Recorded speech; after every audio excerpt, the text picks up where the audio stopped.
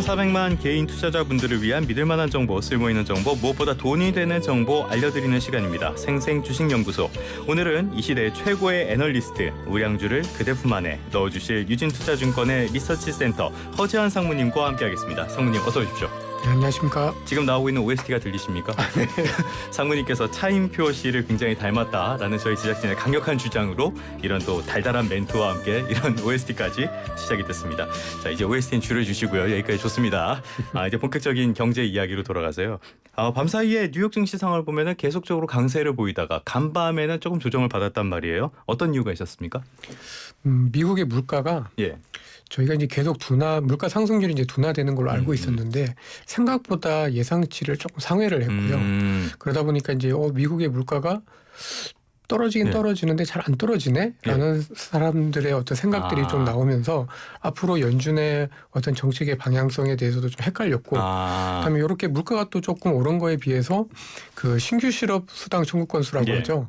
이제 미국의 주간으로 발표되는 고용 지표가 있는데 이 지표는 또 뭐 허리케인이나 파업 때문에 생각보다 좀 많이 나왔습니다. 네, 그래서 조금 시장은 뭐 여전히 뭐 사상 최고치 수준에서 그렇게 멀지 않은 굉장히 미국 시장은 여전히 좀 우상향하고 있긴 합니다만은 등락을 거듭하다가 좀 약보합으로 마감을 좀 했고, 제가 보기엔 약간 꺼림직한 뉴스는 지금 이란하고 이스라엘이 지금 뭐 계속 중동에서 좀 어려운 상황인데 서로 이제 보복을 하고 있는데 이란이 약간 공격적인 멘트를 남겼습니다. 미국한테 너희들 이스라엘한테 중재하지 말라. 그 다음 타겟은 너희가 될 수도 있다. 라고 얘기를 하면서 약간 중동 지역에 대한 어떤 긴장감이 약간 높아질 수 있는 그런 부분들을 약간 좀 풍기면서 시장이 좀 마감을 했었던 것 같습니다. 그럼 지금은 변동성이 더 커진 상황이라고 봐야 되는 건가요? 약간 변동성이 좀 커졌는데 뭐 지금까지는 뭐 중동 지역 문제가 주식시장에 미치는 영향이 그렇게 크진 않았고 또 유가가 오르긴 했습니다만 허리케인 영향도 좀 있었기 때문에 아주 크게 반영하지는 않고 있습니다만은 뭔가 이 중동에서 특히 미국의 통제를 이스라엘이 잘 안 받고 있고 또 이란 같은 경우에도 그 부분에 대해서 굉장히 좀 불쾌해하는 그런 모습들을 좀 보여주고 있다 보니까 이 부분도 저희가 좀 그 주식 시장 투자 또 경제를 봄에 있어서 굉장히 좀 중요하게 좀 봐야 되는 뉴스가 아닌가라고 보여집니다. 역시 이란의 페제시키안 대통령이 아무리 개혁하라 그래도 혼자서의 힘으로는 어떻게 될 수 있는 게 아니기 때문에 굉장히 우려가 있는 상황인 건 맞는 것 같습니다. 방금 상무님 말씀해 주신 것처럼 인플레이션이 여전히 끈적끈적하고 노동시장은 조금씩 냉각되는 분위기가 없잖아이긴 하고, 그렇다면은 12월 이런 FOMC 쪽에서 어떻게 동결할 가능성 이런 것도 있는 거 아닙니까? 지금 현재 동결 가능성이 거의 없다가 지난주 미국의 고용 이후에 좀 많이 올라왔습니다. 뭐 많이 올라와 봐야 지금 미국 이제 선물 시장에서는 한 17%, 18% 정도 반영을 하고 있고 여전히 이제 한 70% 이상은 이제 25bp나 이렇게 좀 되고 있는데 어제 또 그 연준의 그 애틀란타 그 연은 총재님께서 또 한마디 하셨죠.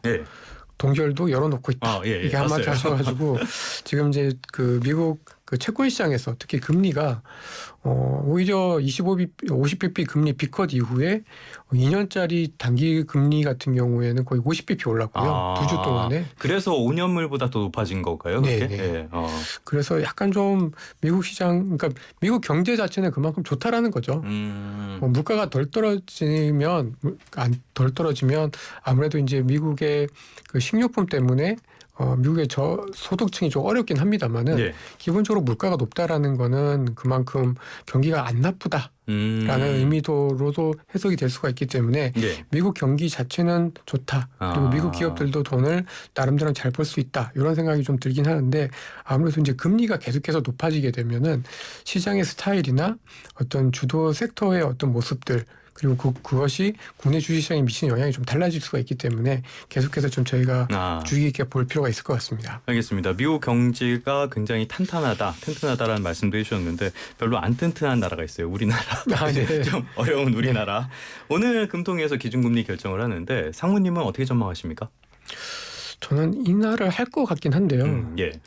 이제 사실은 이제 인하 자체보다는 인하 이후에 어떻게 할지를 한국은행이 힌트를 주거든요. 근데 그 부분에 있어서 여전히 좀 매파적이지 않을까. 매파적인 인하가 될 가능성이 있다. 네. 예. 그래서 그 부분 때문에 우리 주식시장에 아주 긍정적인 영향을 좀 묻주지 않겠나라는 생각을 좀 하고 있습니다. 뭐 여러 가지 전망이 나오는데 동결도 나오고 비둘기적인 동결 그리고 말씀하신 매파적인 인하 여러 가지 전망들이 나오는데 그렇게까지 미칠 영향은 크지 않다는 이야기까지 들어봤습니다. 오늘은 유진투자증권의 허재환 상무님 같이 이야기를 나누고 있는데요. 앞서서 저희가 차인표 닮으셨다라는 말씀을 드렸는데 확인을 하시고 싶은 분들은 유튜브 생방송으로 들어오시면 확인을 하실 수가 있겠습니다. 자, 이 전반적인 시장 이야기 나눠봤고요. 종목별로 이야기를 나눠보겠습니다. 종목이라고 말씀을 드리면 바로 어떤 종목이 나올지 아실 것 같은데 지금의 최대 문제야, 최대 불량소년 삼성전자 한숨이 나왔습니다. 상무님. 삼성전자 굉장히 어려운 상황이에요. 5만 전자까지 떨어졌고 오늘도 조금 오르긴 하는데 회복은 못하고 있는데 어떻게 보십니까? 예, 뭐 사실 안타깝죠. 안타깝고 예. 근데 이제 저희는 이제 주가가 더 여기서 빠질 거라고 보고 있지는 않습니다. 지금 삼성전자 5만 원대, 특히 이제 6만 원대를 하회한 5만 원 후반대라고 하면 PBR 기준으로, 이제 PBR이라는 것은 그 기업이 갖고 있는 부채를 다 뺀 순자산의 가치만 가지고 봤을 때 거의 1배 수준에 조금 못 미치거든요. 그러니까 굉장히 저평가돼 있다라는 뜻이죠. 엄청나게 저평가되어 있습니다. 그러니까 이제 삼성전자가 망하지만 않으면 지금 이 주가 지수대에서 더 빠질 건 없다라는 의미이기 때문에 지금 전자는 악재를 꽤 많이 반영을 했다. 이렇게 좀 볼 수 있을 것 같고요. 근데 사실 이제 주식이라는 게 싸다고 해서 늘 올라가는 건 아니잖아요. 늘 싼 게 비지떡이라는 말이 있는 것처럼 싼 주식들이 오히려 못 올라가는 경우들도 좀 있고 또 이게 싼 주식이 정말 좋은 주식이 되기 위해서는 또 시간과 노력이 많이 필요한데 지금 현재 삼성전자 같은 경우에는 아무래도 이게 쌓여져 있긴 하지만 이게 올라오는 데 있어서 좀 시간은 걸리지 않겠나라는 걱정들이 좀 되고 있는 상황입니다. 그러니까 더 하락하지는 않겠지만 그렇다고 힘있게 반등하기도 쉽지 않을 것이다 라는 말씀이신 건가요? 네, 그렇습니다. 그럼 힘있게 반등하려면 어떤 계기가 필요하다고 보십니까? 뭐 결국은 지금 이제 저희가 이례적으로 좀 뭐 삼성전자의 수장이 나와서 반성문도 쓰고 발표도 하고 그랬는데 결국 이제 거기서 이제 그 어떤 기술의, 그러니까 저희가 기억하는 삼성전자는 그리고 제 기억하는 삼성전자는 늘 한 6개월에 한 번씩 뉴스에 세계 최초로 뭐 양산, 뭐 개발 이런 뉴스들을 늘 내었던 기업인데 뭐 영화 30편을 1초 만에 옮겼다 이런 거 붙여가지고 항상 나왔었는데 근데 최근 들어서 보면 그런 뉴스들이 굉장히 뜸해진 것 같지 않습니까? 그렇네요, 진짜.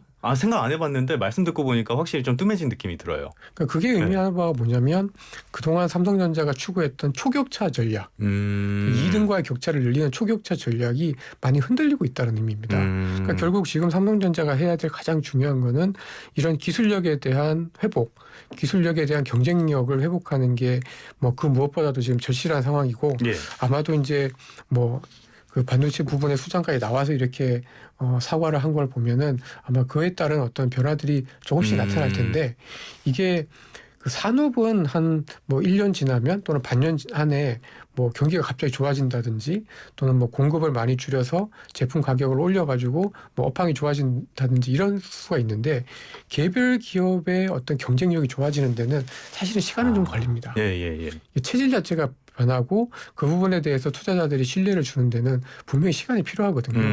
그래서 삼성전자 같은 경우에는 뭐 여기서 더 떨어지면 분명히 뭐 사는 전략이 맞다라고 보여지지만 지금은 조금 이 삼성전자에 대해서 너무 저희가 이 애정 어린 마음으로 보기보다는 조금 냉정하게 보고 좀 대응할 필요가 있지 않나라고 보여집니다. 보수적으로 좀 접근할 필요가 있겠다. 예전에 어떤 그 회사의 선배분께서 야 삼성전자가 망하면은 나라가 망한다고 생각하냐라고 저한테 막 뭐라고 하시던데 실제로 삼성전자가 망하면 나라가 망할 수 있죠. 굉장히 큰 비중을 차지하는 국가로서 좀 이런 위기들을 잘 극복을 했으면 좋겠습니다. 그 주가의 어떤 방향성을 제시하게 될 거 HBM3 그 설명문에서 보면은 HBM3가 잘 안 되고 있다라는 그런 얘기도 있던데 요게 될 수가 있을까요? 된다면은 어떤 그 주가의 반등 계기가 될 수 있을까요? 그럼요. 왜냐하면 지금 그 글로벌 반도체 업체들의 주가를 보면은 천국과 지옥입니다. 그러니까 인텔 같은 경우도 굉장히 안 좋고요. 그렇죠.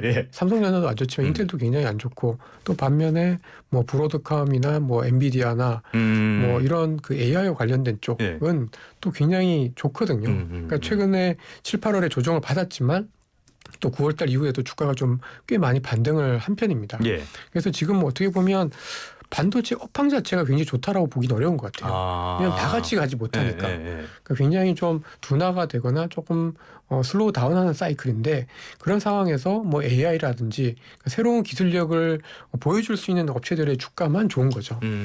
근데 거기에 들어가기 위해서는 이제 HBM을 납품하는 것들이 굉장히 좀 중요한 것 같고 그게 되면 아마 삼성전자도 조금 더 좀 괜찮아지지 않을까라고 생각을 좀 하고 있습니다. 지금은 조금 보수적으로 보되 그런 흐름이 있을 때 그때는 접근을 해보시는 것도 나쁘지 않은 전략이 될 것 같습니다. 오늘은 좀 관심을 받는 다른 종목도 하나 있어요. 테슬라. 관심사인데 네네. 지금 로보택시 어제 저희도 좀 폭넓게 다뤄봤는데요. 로보택시가 조금 있으면 공개될 예정이거든요. 우려도 있고요. 기대도 있고요. 근데 우려 쪽으로 조금 더 시선이 가 있는 것 같아요. 상무님 어떻게 보십니까? 저는 그 어떤 기술의 어떤 탁월함 이런 측면 그다음에 어떤 혁신 이런 측면에서 봤을 때는 좀 뭐 나름대로 서프라이즈 긍정적인 서프라이즈 주지 않을까. 네. 근데 이제 사실 주가가 조금 더 움직이려면 양산이라는 부분이 중요하거든요. 그러니까 너무 기술이 앞서가도 기술이 앞서갔는데 막상 뭐 로보택시의 어떤 양산이나 실제 생산은 한 2027년부터예요. 뭐 이런 식으로 얘기를 해버리면 사실 이제 기대감이 확 죽어버릴 수도 있는 아직 멀었다. 그러니까 기술은 굉장히 좋은데 이걸로 돈을 벌려면 아직 멀었다. 이런 그렇게 되면 아무래도 투자자들의 어떤 관심이나 열기가 조금 식어질 수가 있기 때문에 약간 좀 기대는 기술력. 그러나 걱정은 실제로 이게 돈 버는 데까지 걸리는 시간 이렇게 좀 정리를 해볼 수 있을 것 같고 약간 시장은 기대를 했다가 이번 주 들어서는 조금 그런 것 같아요. 좀 소강 상태를 보이고 있는 게 아닌가라고 좀 보여지는데 뭐 그럼에도 불구하고 저는 이 테슬라의 어떤 로보택시가 주는 의미가 사실은 이제 그 저희 주식시장에서는 여전히 2차 전지 쪽, 전기차 쪽이잖아요. 근데 제가 봤을 때 로보택시의 제일 중요한 의미는 테슬라도 AI 붐에 편입될 수가 있다라는 부분에 있어서 굉장히 중요한 것 같아요. 그리고 특히 아까 반도체와 관련해서 말씀드렸지만 AI 쪽은 나쁘지가 않거든요. 근데 이제 테슬라도 만약에 이 로보택시를 통해서 자율주행 그리고 우리도 AI야 라는 것들이 좀 드러나게 되면은 아마 테슬라만 좋지 않을까라는 또 조금 불길한 생각을 좀 해볼 수 있을 것 같습니다. 그러니까 테슬라만 좋고 우리의 2차 전지 종목 쪽으로는 그 온기가 전달되지 않을 가능성이 있다라는 말씀이신 건가요? 그런데 최근까지 보면은 테슬라의 영향을 국내 2차 전지 기업들이 굉장히 직접적으로 받아왔잖아요. 왜 이렇게까지 직접 영향을 받는 겁니까? 아무래도 이제 새로운 신제품을 들어가게 될 때 배터리 기술, 그다음에 배터리에 대한 어떤 공급 이런 부분에 있어서 분명히 변화가 있고 그동안 이제 테슬라를 비롯한 2차 전지, 그다음에 전기차 시장의 문제가 뭐냐면 새로운 모델이 별로 없다라는 거였거든요. 그렇죠. 신차 효과가 없다. 근데 이제 그 부분을 어쨌든 상쇄해 줄 수 있다라는 부분에서 기대가 분명히 있었던 것 같습니다. 근데 이제 앞서서 말씀드린 것처럼 이게 만약에 생산이 너무 딜레이 돼서 늦게 나오게 되면은 사실은 이제 조금 속된 말로 이제 김새일 수 있는 상황이기 때문에 이 부분을 좀 지켜봐야 되지 않을까라고 좀 보여지는데 근데 저는 2차 전지와 관련해서는 이제는 테슬라보다는 이제 전체적인 업황을 좀 봐야 될 시점이 왔고 그런 측면에서 봤을 때는 거의 바닥을 좀 지나온 게 아닌가 라고 좀 생각이 들어서 2차 전지 쪽은 점진적으로 좀 긍정적으로 볼 필요가 있다라고 생각을 하고 있습니다. 근데 말씀하신 것처럼 업황 전반적으로 봤을 때 지금이 바닥이라고는 해도 또 강하게 올라갈 가능성은 그렇게 크지 않다고도 볼 수가 있고요. 또 하나의 문제점은 리튬 같은 것들 가격이 계속 약세를 보이면서 소재라든지 셀 쪽에도 영향을 미치고 있는 상황이잖아요. 이런 상황은 좀 어떻게 보십니까? 근데 그 리튬 관련해 가지고 최근 이슈가 되게 많지 않았습니까? 그리고 리튬 가격이 생각보다 지금 또 좀 반등을 했습니다. 물론 뭐 앨범알 같은 뭐 기업들의 공급 축소로 이야기들, 그다음에 뭐 M&A 이야기들 여러 가지 이야기들이 있었습니다만은 어쨌든 리튬 가격이 올라간다. 그리고 공급 과잉 일부 이제 공급 과잉에 대한 우려들이 좀 지금 완화되고 있다라는 거는 분명히 지금 업황은 바닥을 지나고 있다라고 좀 봐야 될 것 같고 그리고 2차 전지주들이 뭐 물론 이제 일부 셀 소재 업체들은 여전히 조금 비싼 느낌이 있긴 합니다만 조금이요?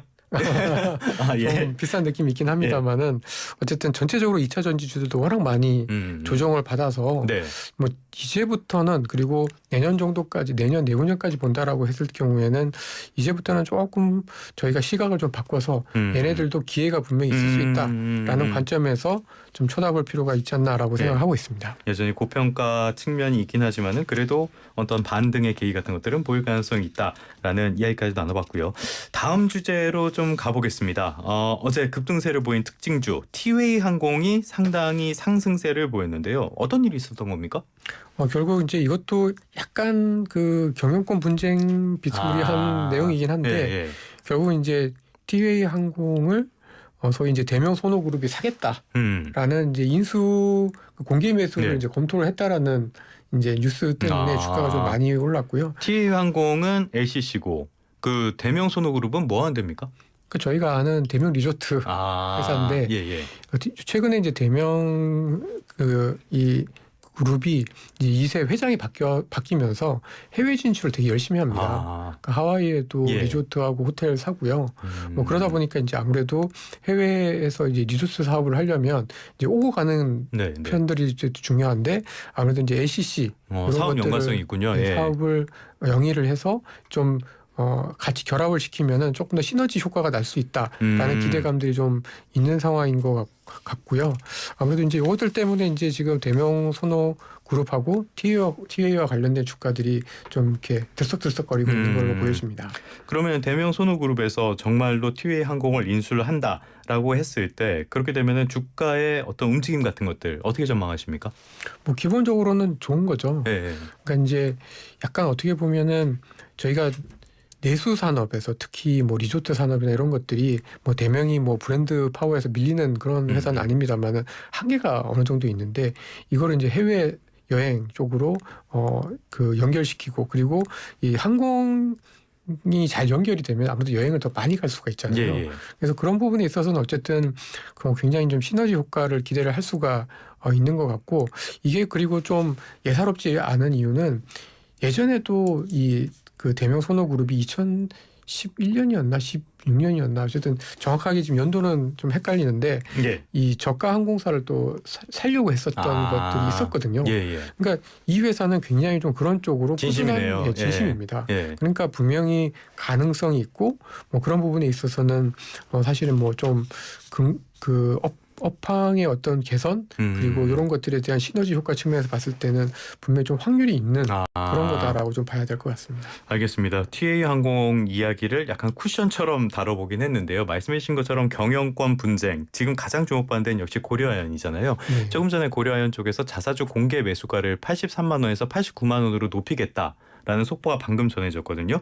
지금까지는 MBK와 영풍연합군이 조금 더 유리한 구제에 있는 거 아니냐라는 평가가 나왔었는데 이렇게 고려아연 쪽에서 자사주 매입 가격 공개 매수가를 높이면은 상황이 좀 어떻게 변할 걸로 보십니까? 근데 사실 이게 좀 길게 보면 둘 다 안 좋을 수도 있을 것 같아요. 역시 너무 승자의 저주가 되는 건가요? 그러니까 사실 이제 뭐 물론 그러니까 이거는 아까 앞서 말씀드렸던 티웨이 항공하고는 좀 사례가 좀 다른 것 같아요. 그러니까 티웨이 항공과 대명 손호그룹은 실제로 이제 비즈니스를 정말 잘하기 위한 그런 어떤 시너지 효과를 위한 어떤 경영권 분쟁으로 볼 수가 있지만 사실 이제 이 고려아연과 MBK 그다음에 영풍 간의 어떤 문제는 정말 그냥 싸움인 것 같거든요. 그러니까 기업의 본질적인 가치와는 전혀 관계가 없는. 그래서 저는 이거는 조금 피해야 되는 게 맞는 게 아닌가. 투자자 입장에서도요. 피해야 되는 게 맞는 게 아닌가 싶고 주가야 당연히 올라가긴 하겠지만 결국 이게 어느 쪽으로든 결론이 나고 난 다음에 과연 뭐 고려아연이든 영풍이든 본질적인 가치를 지킬 수 있을까? 너무 주가를 비싸게 사놓고 나면은 결국은 그만큼 비용 부담도 있고 그 이후에도 투자자들한테 계속해서 그만큼의 어떤 회사 가치를 유지를 하는 데 있어서 비용이 많이 들기 때문에 조금 저는 이 부분에 대해서는 약간 쏙 좋게 보고 있지는 않고 누가 이기든 피를 좀 흘릴 것 같다 이렇게 좀 보고 있습니다. 알겠습니다. 허상무님의 굉장히 우려 섞인 이야기까지 들어봤습니다. 금통위 결과가 지금쯤이면 나오지 않을까 싶었는데 아직까지 안 나오는 거 보니까 경론이 이어지고 있나 봐요. 이 내용은 끝날 때쯤 다시 한번 말씀드리도록 하겠습니다. 지금까지 유진투자증권 리서치센터의 허재환 상무님과 함께 주식시장을 둘러싼 다양한 이야기들 나눠봤습니다. 오늘 말씀 고맙습니다. 감사합니다.